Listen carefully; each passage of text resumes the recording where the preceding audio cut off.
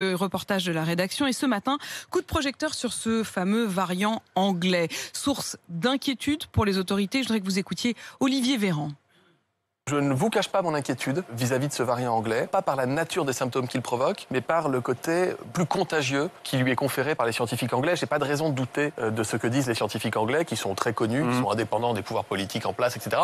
Et qui sont des gens qui nous disent, attention, on est vraiment en difficulté avec ce variant. Ce variant anglais, je le traite presque comme un virus différent, au fond. C'est-à-dire que nous ne voulons pas que ce virus commence à diffuser sur le territoire.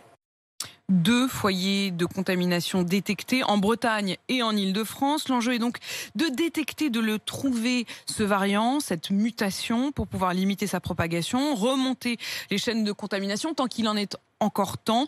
Tous les laboratoires sont mobilisés et justement, notre reportage, c'est dans l'un d'eux, à Saint-Ouen-l'Aumône, dans le Val d'Oise, avec Caroline Philippe et les équipes de BFM TV.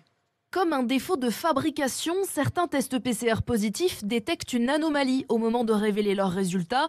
Le patrimoine génétique du prélèvement ne colle pas tout à fait avec celui du Covid-19 initial, constate la virologue Stéphanie Haïm-Boukobza. On sait qu'il y a certains tests qui peuvent délivrer un signal partiel, on va dire défectueux, qui permet d'orienter certains positifs vers possiblement la présence du variant anglais. C'est un premier signal qui permet de nous alerter. Pour s'en assurer, il faut séquencer. Devant son écran, Stéphanie Haïm-Boukobza analyse le prélèvement pour comparer les 2 souches. On va lire les séquences du virus comme si on lisait dans un livre où chaque gène du virus correspondrait à un chapitre du livre.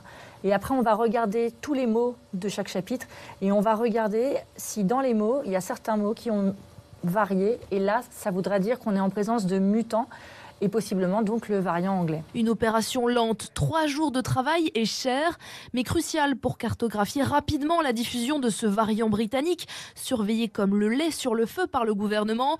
Plus contagieux, entre 40 et 70%.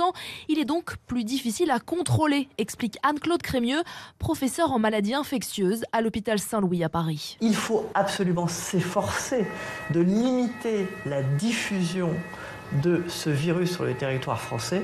Autrement dit, il faut gagner du temps parce que pendant ce temps-là, on peut élargir la couverture vaccinale. C'est donc vraiment une course qui s'engage entre le virus et ce nouveau variant et notre capacité à arrêter ou au moins à limiter les conséquences sanitaires du virus par la vaccination. 19 cas avérés du variant britannique ont été recensés en France et 3 du variant sud-africain.